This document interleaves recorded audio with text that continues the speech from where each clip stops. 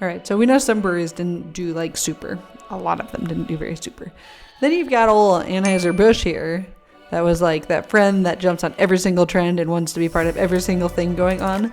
They started 25 businesses during Prohibition. Carbonated coffee? Sure, why not? Let's go for it. Should we make like cooler boxes for refrigerated trucks? Yeah, why not? We already know how to do refrigeration. We'll just jump into it all. We don't care. We do it all. Just chill out and let us do our thing. My favorite thing that they did, so they did a mixture. They had ventures, they had tea, they did infant formula, that whole malt is good for babies thing. The blocks of yeast we talked about that were specifically packaged for bakeries and to go out for home brewers. And my personal favorite is they sold 30-pound buckets of frozen eggs. So gross and so funny. Again, they went to bakers. That was like the biggest thing. They went to restaurants. That's mainly where they sold these things. And they kept selling those until 1950. So there's obviously a need. And what I think is, I don't think anyone does this still. At least not that I know.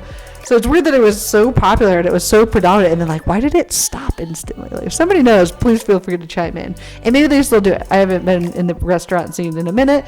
Maybe they still do sell frozen buckets of 30-pound buckets of eggs. But I don't think so. I think they keep them chilled. So why did it stop? What did they realize? If they were able to be this successful, then all of a sudden it's no. This is a bad idea. Something had to have happened. Now West End Brewing, which is the third oldest brewery, family-owned brewery in the country, they did malted tonic.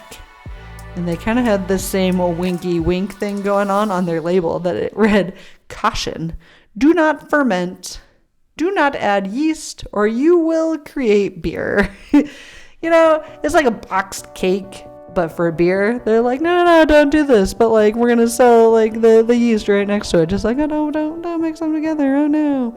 Basically what they did, good for them. They crushed it. The Narragansett Brewing in Rhode Island had a unique feature. All right, so this brewery was famous and still open today. Their beer is really, really good because they're on the Scituate Reservoir.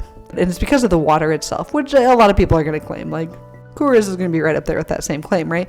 They decided to sell ice, which is this really weird thing because you got to think back in the 20s up to the early 1930s. Ice was a pretty foreign concept and very luxurious. And they actually sold 25 tons of ice, probably using the Anheuser-Busch trucks, refrigerated trucks to tote it around. So you have down south that have the Dust Bowl happening. Then you have up north and everyone's like, oh, my drinks aren't cold enough. Let me put this frozen water that I bought. Not they just made it at home. They purchased frozen water. It's insane. So you have to imagine, again, the breweries down south just could not have survived the same ways that the breweries up north did. It just doesn't even make sense that they could have. What different wild world, even the concept of having ice cream versus the Dust Bowl happening at the same time. Or frozen ice, it's such a drastic difference of what was going on agriculturally and economically within the country on two different sides. Wild.